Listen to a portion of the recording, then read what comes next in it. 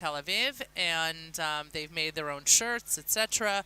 For the event. They say Fitness Zionism on the back, and they are in charge of schlepping, organizing, and getting all of the bags together for the Olim so that the Olim can leave easily and get everything as set as possible. I always thought their shirts should say "In shape for Aliyah" No, that's cute. or I like that better than Fitness Zionism. or "Fit for Aliyah." That's cool. Yeah. Anyway. Those will be ours. Yeah. Hopefully by the time I make Aliyah, I'll still be fit. Ay, okay. Exactly. Yeah. Hour number 2, Nefesh B'Nefesh. We're in Ben Gurion Airport. A very exciting Tuesday at JM and the AM.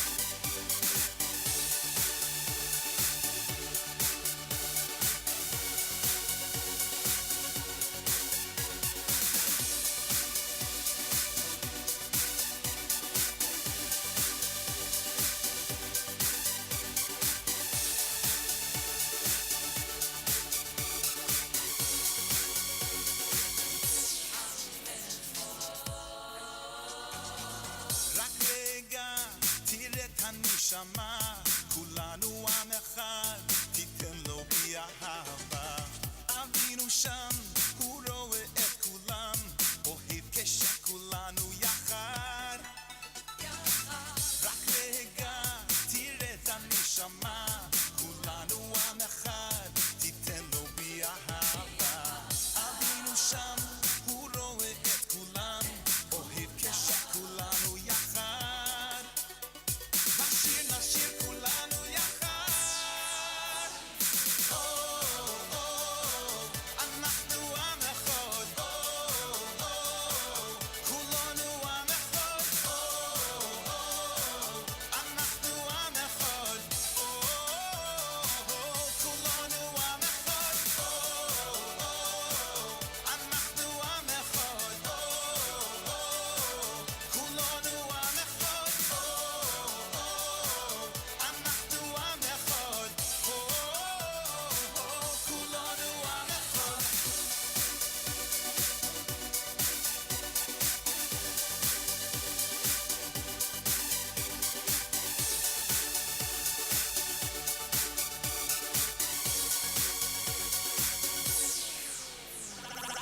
רק רגע, תראה את הנשמה, כולנו עם אחד, תיתן לו בי אהבה. אבינו שם, הוא רואה את כולם, אוהב כשכולנו יחד. רק רגע, תראה את הנשמה, כולנו עם אחד, תיתן לו בי אהבה. אבינו שם, הוא רואה את כולם, אוהב כשכולנו יחד. נשיר נשיר כולנו יחד. אנחנו עם אחד. כולנו עם אחד. אנחנו עם אחד. כולנו עם אחד. אנחנו עם אחד. כולנו עם אחד. אנחנו עם אחד. כולנו עם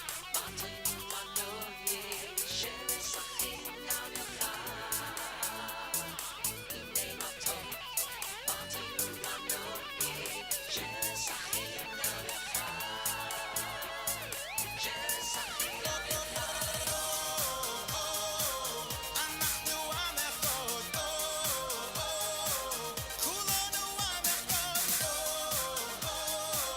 אנחנו עם אחד. כולנו עם אחד. אנחנו עם אחד.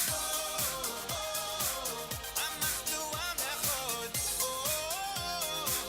כולנו עם אחד. JM in the AM Tuesday morning. What a special Tuesday it is. As we speak to you and here in Israel, as you know, this Nefesh B'Nefesh show, because when the flight lands, is pre-recorded.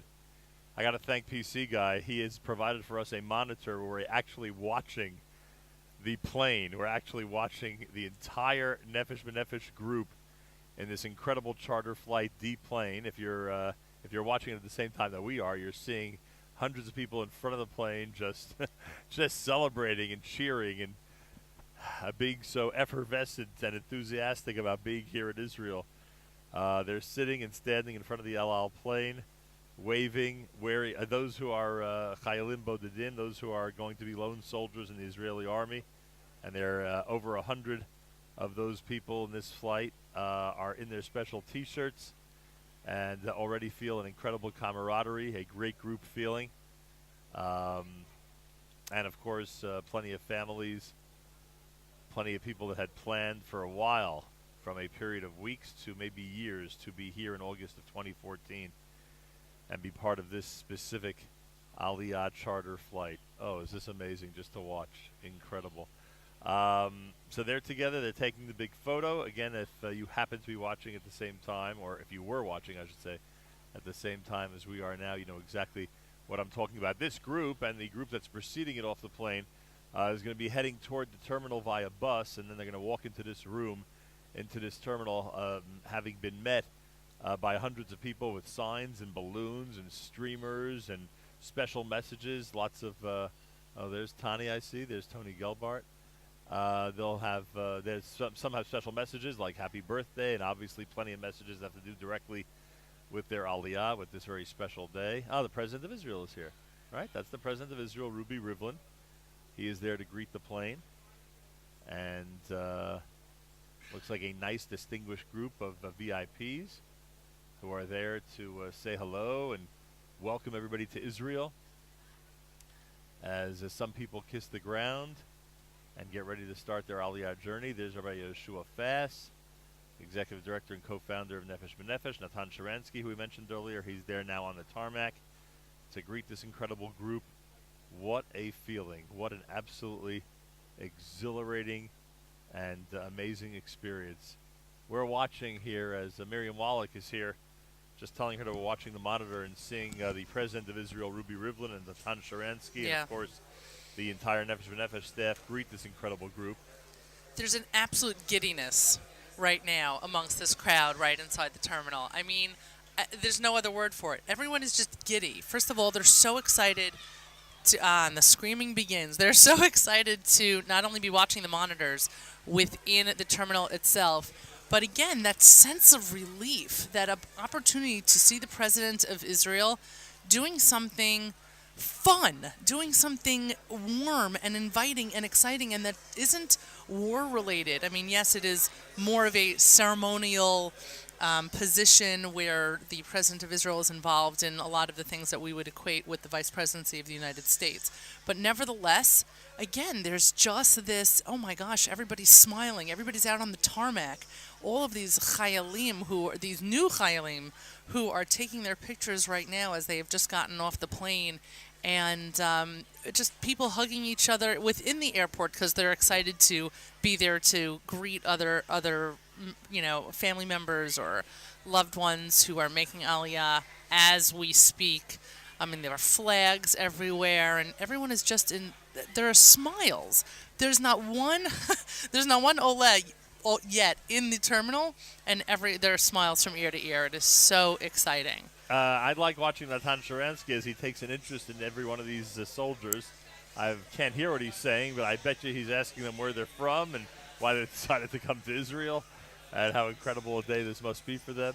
Yeah, I have to imagine that the opportunity to be met by Natan Sharansky, if you're an Oleh Hadasha, if you're an Oleh Hadash here today, is probably, I mean, I hope every one of those kids that we're looking at right now on that monitor get just how huge of a moment that is. And the T-shirts say Olim La Tzahal, and the lamed of Tzahal is attached as a necklace of dog tags. Right. And that acts as the lamed of Tzahal. Here we go. There's some of the people we know who are standing outside and getting ready to celebrate. That's Hillel Davis? It's correct. Yeah. This is one of the most amazing scenes. It's so incredible. Oh, I guess they asked the Chayalim to come off first because now all the families are coming off the plane. Well, they need those shots. They need those pictures. And it's probably much easier to move a whole bunch of 20-year-olds. It's probably easier to announce, can all the Chayalim get off first? Exactly. You know, than to say, can all the families get off? And all the families, please collect your pacifiers and your bottles and your, all the paraphernalia. Exactly, all that stuff. But remember what the end of the Nefesh B'Nefesh flight is like before they land. I mean, that's when the champagne comes out, and that's when...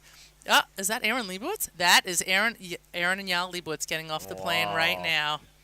Unbelievable. That's really great. A dream come true, huh? Yeah, I am so excited for them. That's really exciting. Aaron, who was a very important member of President Richard Joel's staff in the Office of the President at Yeshiva University. They are making, and I should say, Yael in her own right, a very important faculty member at Stern College. I know that she is a beloved teacher that many of the students are going to miss there, and they made Aliyah from West Hempstead. There's the President of Israel, Ruby Rivlin. He is greeting as many people as he can, and right outside of these. Now this room is empty because everybody was in this room. They poured out. Right, they poured out with their flags and streamers and balloons and signs, and they are outside just waiting for everybody to come on that first bus so they could start greeting and celebrating. And my gosh, if you saw, well, I don't even know if they showed it last time, but if you would have seen what it was like in July, there was nobody Right. outside. We walked onto an empty staircase into this terminal. Right. And now we have this incredible opportunity to celebrate together. Well, this break in the terminal, by the way, gives the opportunity for the food people to restock all of the barekas Oh, and they've data got a lot dishes. of people coming in. Oh, yeah. They're going to have a lot of people coming in here. Yes, short line at the cappuccino machine now. Yeah. It suddenly got a lot quieter in here, and I can only imagine. I mean, we're looking at it on the monitor. I'm probably going to break off for you in a second so I can go outside and check it out. It's pretty incredible. Look at these faces. Oh, my word.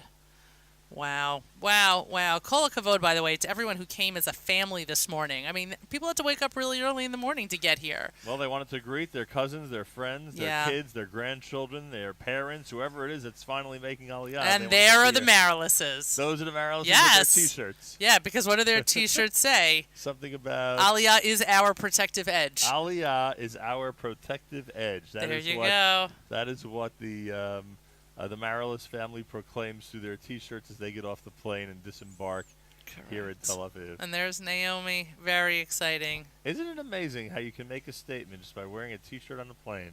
Yeah. And that's quite a statement. The real statement is, of course, making Aliyah, and the real protective edge in the future of the people of Israel is having a strong state of Israel. And this is all part of it, whether they're a soldier, a family, older people, whoever it is. And we know that there are people on this flight from 6 weeks old to 93 years old. Right. And everywhere in between. And that's what makes a strong country. That's what makes an incredibly strong future of the state of Israel. It's JM and the AM as we are looking at the monitor, as I'm sure so many people are around the world at this moment, and as we are getting set to welcome into this room an incredible gathering of Olim Chadashim on a JM and the AM Tuesday morning. We're getting set for the ceremony. We're getting set to celebrate, and we are getting ready for the VIPs to address the crowd and for us to describe this scene to you and to meet some of these special people who are now ready to establish roots in the Holy Land with their family. Information about Nefesh B'Nefesh and how you could be on one of these incredible journeys. nbn.org.il, nbn.org.il, and you could use the phone number as well, 866-4-ALIYAH, 866 the number 4-ALIYAH.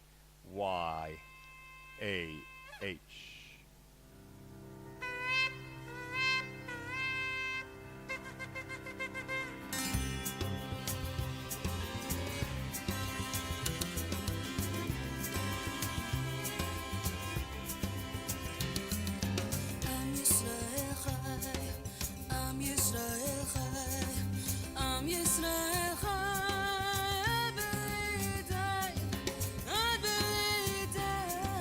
Ad b'lidai,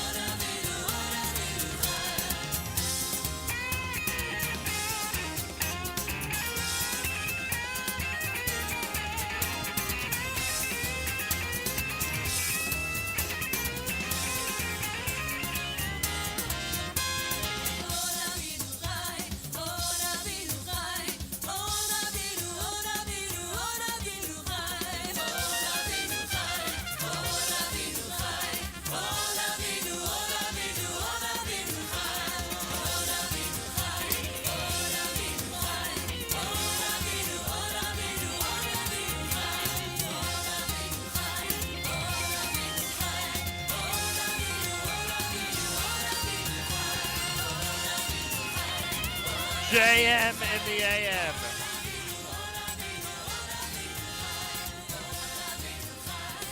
Oh, Od Avinu Chai, Am Yisrael Chai.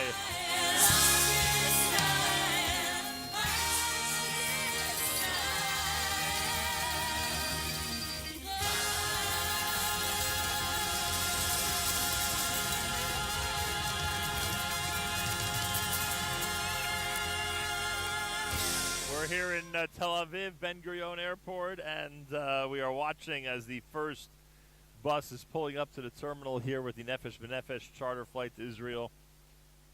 Still seeing Natan Sharansky greeting people as they get off the plane. Members of the Nefesh B'Nefesh staff. The attention, though, is really on that first bus as it's pulling up right now as we speak. The music is playing, right? The music's playing outside? Sure sounds like it from here.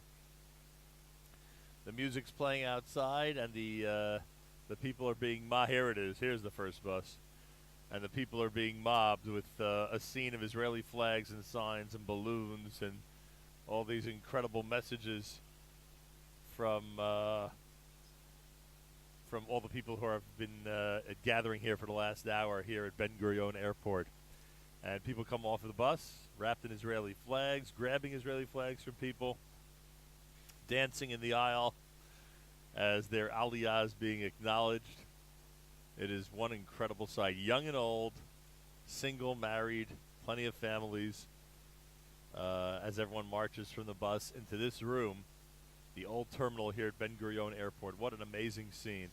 And I don't know, for some reason I always love the way that people use the Israeli flag as an accoutrement, whether it be as a cape, or in some cases we've seen as a dress, or as a bandana, whatever the case may be. It's amazing how people use the flag of Israel to wear it with pride, to wear it proudly, and to proclaim their allegiance to the state of Israel.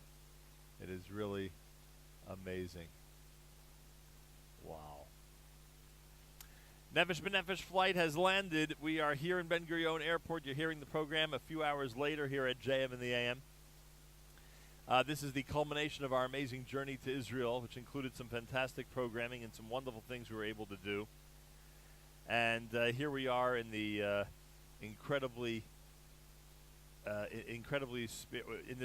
here we are during this incredibly high-spirited day of great emotion, wonderful celebration. 3 weeks ago it was a little bit different in terms of the toned-down ceremony, but this is full-fledged celebration in Tel Aviv, and it's just amazing. Miriam Wallach is here. She was just outside participating in the scene that I just described. So, your thoughts? Let me wipe my eyes first. Wow. I'm not sure I can thank you. I'm not sure I can describe what is going on outside. I mean, I know you see it. Look how happy the people here are that they're being joined by loved ones and friends that they have just, been praying would actually move to Israel one day. The hugging, the excitement, the music. I mean, you can't pick up you can see those smiling faces. I mean, I'm looking at the screen with you, but you go outside and they're rocking Hilly Davis. You can see them on the screen. It is overwhelming. It is even more overwhelming than when we arrived last year. There is just that sense of relief and also of the future I'm not sure I can capture the words. I'm just so overcome with emotion. I mean, and I'm Here's not the, the only one. There are so many people crying Here's outside. the scene from the room that we're in. People actually walking into the terminal and getting ready to celebrate in a little bit more formal way with this beautiful ceremony. That celebration, though, that on the field post World Series celebration that you see off the plane and then here as the bus gets here is so amazing. And these chayalim, these kids, I mean, I just wished a couple of them mazel tov. And they're not being met by family. Right. There's no one there hugging them or whatever, and they're still euphoric. And I think that's one of the reasons that the Army sends chayalim here. To make them feel welcome. Good point. And Good point. That some of their colleagues are here to welcome them and to. But they're also focused. These kids, and they are kids. Look how young they are with those Olim Letzahal T-shirts. Oh, I love those shirts. They are focused. They are driven. They understand that they are here for a purpose, and that their commitment is something that is so deeply rooted in them that they've come so young and without family here, and it's really incredibly, incredibly moving. Nahum, we have had so many different angles of this experience. Being on the flight, and then going back the same day. Right. Being here, waiting for them to be received. I mean, Yeah, this is unique. This is unbelievable. This is an unbelievable perspective for us. All right, let's do this quickly. We'll go to Rabbi Goldwasser and come right back here to Tel Aviv. This time each and every Monday through Thursday, Rabbi Goldwasser with words that are dedicated to the memory of Harav Zeb and Rav Yosef Halevi. Here is Rabbi David Goldwasser with Morning Chizuk. Good morning. Tu B'Av, the 15th of Av, holds special significance in the Jewish calendar. There are a number of reasons for this. It's celebrated as a minor festival. Tachnun is not said. After the Chet HaMeraglim, the sin of the spies, Hashem decreed that every male between the ages of 20 and 60 would die in the Midbar. Every year, on the 9th of Av, all men in that age group would dig graves, lie down in their graves, and await their death. All those who remained alive at the end of the day would repeat this practice the following year. However, in the 40th year in the desert, the last 15,000 people who got ready to die that year on the 9th of Av arose the next day. Every subsequent night, they once again lay down in their graves, thinking that they might have miscalculated the date. On the 15th of Av, Tu B'Av, when the full moon appeared, they understood that Klal Yisrael had finally been forgiven. After Yerovam split the kingdom of Israel, he posted guards along the roads leading to Yerushalayim. He wanted to prevent the people from going up to the holy city for the Shlosh Regalim, the 3 pilgrim festivals. Hoshea ben Elah, the last king of Israel, wanted to repair this split to allow the people to make the 3 annual pilgrimages to Yerushalayim. On the day of Tu B'Av, Hoshea's removal of the guards was a great cause for celebration. At the outset, when Bayis Sheni was rebuilt, it was very difficult to find the wood needed for the Mizbeach. The wood had to be collected from afar before the cold and the dampness set in, making the wood wormy and useless. The last day the wood was gathered was Tu B'Av. It was a festive occasion each year when the quota was filled by that day. Long after the event, the Romans finally granted permission on Tu B'Av to bury the bodies of those who had been killed in the defense of Beitar. Following the case of the daughters of Tzlofchad, the daughters who inherited from their father when there were no sons were forbidden to marry someone from a different tribe. Similarly, after the incident of the Pelegish Begiva, stated in Shoftim, the children of Israel swore not to allow their daughters to marry anyone from the Shevet Binyamin. Each of these prohibitions was lifted on Tu B'Av. It was cause for great happiness, as the women were free to marry any man from any tribe. Over the generations, this day has been presented in Masechta Tainus as a day devoted to marriage. Chazal tell us that on Tu B'Av, the daughters of Yerushalayim would go out and dance in the vineyards. They would be dressed in borrowed white dresses so as not to embarrass those who didn't have. The potential chasanim, the bridegrooms, would look on and choose a mate. Hagoyin Rav Shlomo Zalman Auerbach offers an insightful perspective on the idea of im ve'agefen ve'im ve'agefen. He explains that just as a grown grapevine can't stand on its own, it has to lean on trees or other means of support. So too, a marriage is not self-sufficient. The new couple must lean on their forebears who preceded them to attain the guidance and support. Fortunate are those, he advises, who can establish their futures on the foundations of the past. This has been Rabbi David Goldwasser, bringing you Morning Chizik. Have a nice day. JM in the AM. We presented the Morning Chizuk from yesterday because we didn't get an opportunity to hear Rabbi Goldwasser's words about Tu B'Av. So yesterday, of course, was a celebration of Tu B'Av, and today is a little bit of a different celebration as we celebrate Aliyah here at JM in the AM. And everybody out there who is tuned in, you are able through this radio program to imagine and participate in this virtual way an incredible scene that's going on right now in Tel Aviv. As now we're up to the families, we're up to the strollers and the little kids and the fathers and mothers coming off the plane with the flags and with a lot of tired children who've been enduring this incredible flight. And you know how it works in this old terminal. The buses come from the plane to the terminal. You go ahead and once you leave the bus as an Oleh, this is what's going to happen when you make Aliyah. When you leave the bus as an Oleh, you're greeted by hundreds of people who are outside with the flags, with the music, with the balloons, with the messages, with the special T-shirts, with the signs, with the Israeli flags. Those are flying. Lots of hugs, lots of kisses. And then, of course, right after that into this terminal where the President of the State of Israel, where Natan Sharansky and other dignitaries and VIPs are going to be greeting this incredible crowd. And under the direction of Josh Vest and Tony Gelbart, Nefesh B'Nefesh will welcome officially this 52nd charter flight to Israel in their short history. 52 charter flights, plenty more group flights, flights from other countries as well. This is what Nefesh B'Nefesh does. This is what they're amazing at. They have streamlined the Aliyah process to make it so incredible. And this scene is just remarkable. Information about Nefesh B'Nefesh, nbn.org.il. A lot of people take this opportunity during the summer in the height of the Aliyah season to explore their own Aliyah, something that we continue to encourage on these airwaves.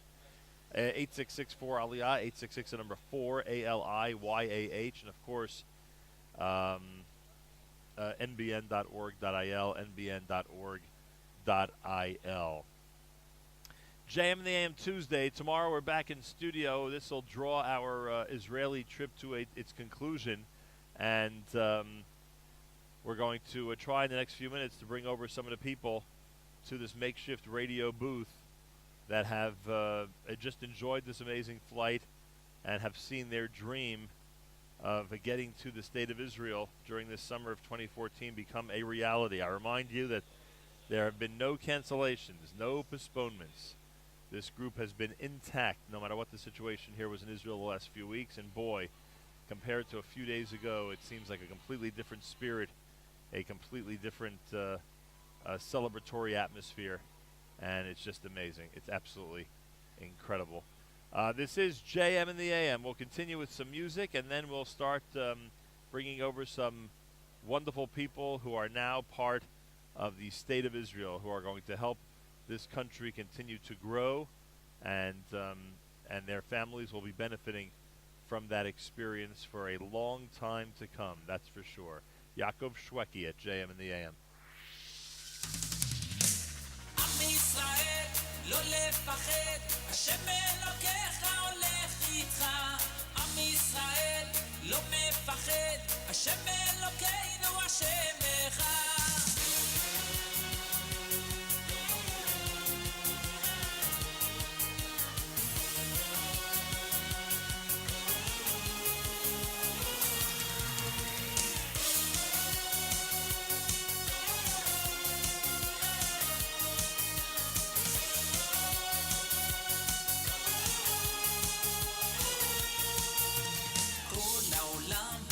גשר צר, והעיקר לא לפחד כלל, ומלמעלה הוא שומר, צר ואויב לא יתקרב, אח לאח ויד ביד, ישראל זה עם אחד, ומלמעלה הוא עוזר, שומר שומר ישראל. עם ישראל לא לפחד, השם אלוקיך הולך איתך. עם ישראל לא מפחד, השם אלוקינו השם אחד. עם ישראל לא לפחד, השם אלוקיך הולך איתך. עם ישראל לא מפחד, השם אלוקינו השם אחד.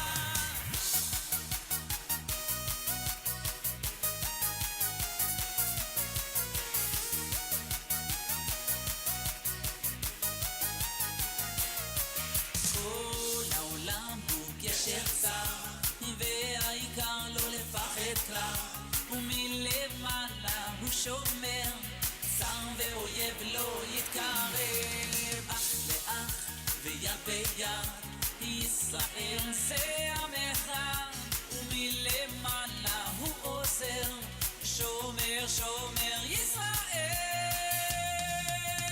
עם ישראל לא לפחד, השם אלוקיך הולך איתך. עם ישראל לא מפחד, השם אלוקינו השם אחד. עם ישראל לא לפחד, השם אלוקיך הולך איתך. עם ישראל לא מפחד, השם אלוקינו השם אחד.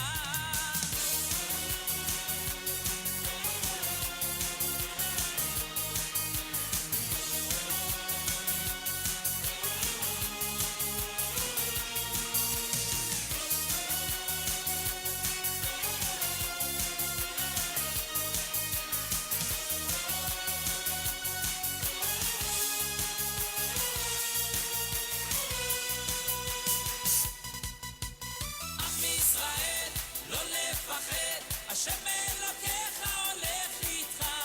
עם ישראל לא מפחד, השם אלוקינו השם אחד. עם ישראל לא לפחד, השם אלוקיך הולך איתך. עם ישראל לא לפחד, השם אלוקינו השם אחד. עם ישראל לא לפחד, השם אלוקיך הולך איתך. עם ישראל לא מפחד, השם אלוקינו השם אחד. עם ישראל לא לפחד, השם אלוקיך הולך איתך. עם ישראל לא מפחד, השם אלוקינו השם אחד.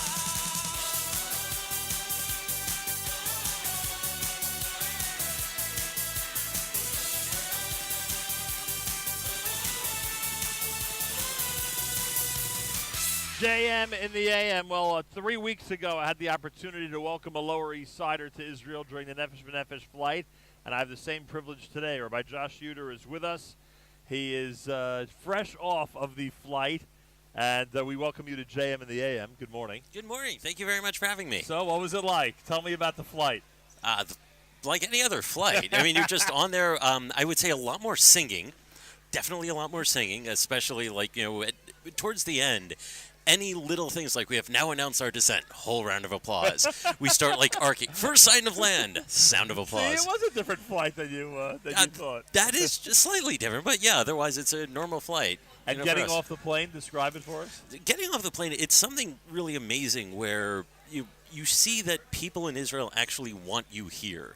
And you compare it to, America, I know that they're having a bunch of immigration issues here, but like how often you have like, hey, we actually want you here, and we're going to throw a party every time that you come. I was speaking to one of the administrators of Nefesh B'Nefesh. This is their 52nd flight. Charter flight. And they do this every time. Right.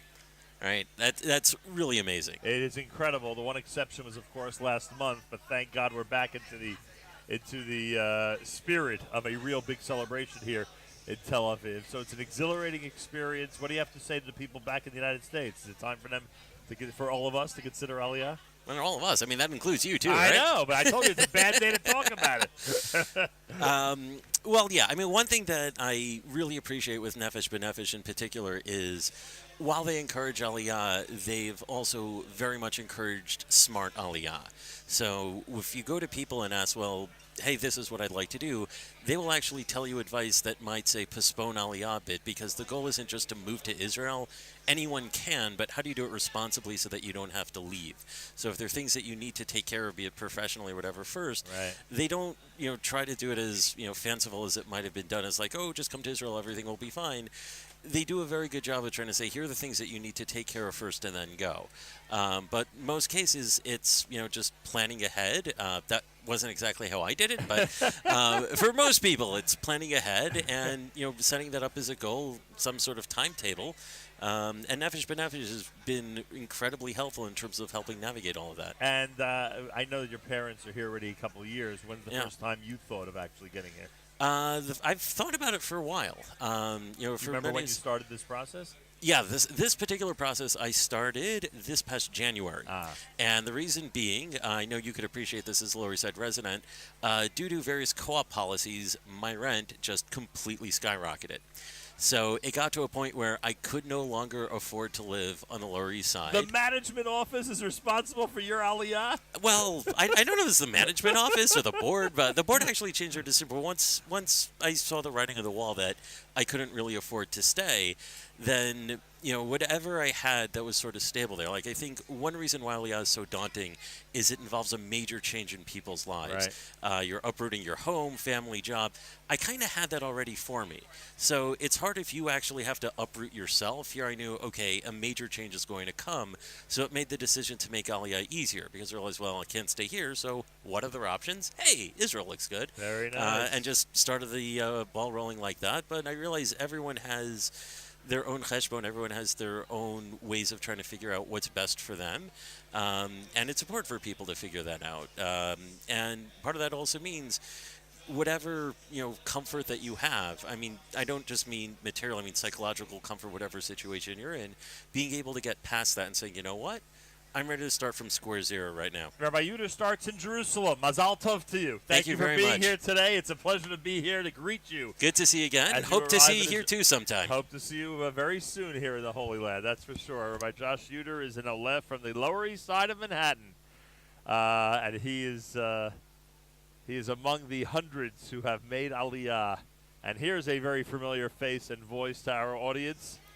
A couple of months back, Rabbi Benny Merrill has said to us on the air that he'd be doing this, that he'd be leaving the New York area in August and coming with his family to the Holy Land. And sure enough, they are here in T-shirts that proclaim, Aliyah is my protective edge. Welcome to Israel. Thank you, Nachum. Great to see you again. I feel a little guilty saying welcome to Israel, and I'm not usually here. But anyway, so this is a dream come true, huh? Oh, yeah. This is a long time coming. A long, long time. How was the flight? And I don't mean how it was in a technical sense. Was it an exhilarating experience? Was it a hard to believe experience for you already at this point? It was all of those things. It was, just the whole Tekes leading in at the airport with all of our friends and family that was there was How would you super. describe JFK? Give me a. How would we? Because the JFK send-offs are categorized differently. Every one of them seems different. How would you say? From things where we went were yesterday? standing, it was super emotional. We had a lot of friends and family that came to see us off, and it's hard to in that sense say goodbye and sort of leave after. And certainly where we lived in North Woodmere, a little shout out to North Woodmere, right, guys? For 10 years, and have all those friends come. That was really special. And then all those siblings and parents and in-laws and aunts and uncles, and it was really emotional. It sounds like you had most of the people at the ceremony. We had a good crowd. We had a very good crowd. You win the prize. We had a good crowd, and Rabbi Fass made a good shout out to the Marilis family, which we appreciated. Very nice. It was really emotional, and then getting on the plane sort of shifts gears, and then off.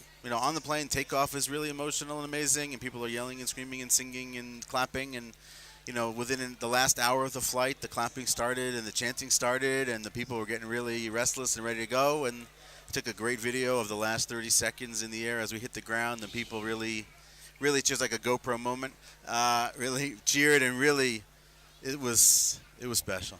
What's better, getting off the plane or getting off this bus at the terminal? Which is a better World Series victory celebration? It was a really nice welcome. They didn't turn the air conditioning on the bus, so they really made us feel like we were at home right away. That was good. Well, where are you going to be moving to? We're moving to Chashmonaim. Does that have a heat problem? Is that a hot weather spot? I'll let you know tomorrow. We're moving to Chashmonaim today, and we'll be in Chashmonaim, God willing, for the immediate future. Unbelievable. So when did this process start? Because we're encouraging people who have Aliyah in mind to start their process today. When did it start for you? I think it starts for everyone differently. For me, it's been a long time in my heart, in my mind, for a long, long time. And then over the years, as pieces started to come together, and for us, really, this year, I think it started last summer. My wife Naomi, who's roaming with our youngest son Ozzy, and my oldest daughter Abigail came for her bat mitzvah last summer. I think that really moved things forward a lot.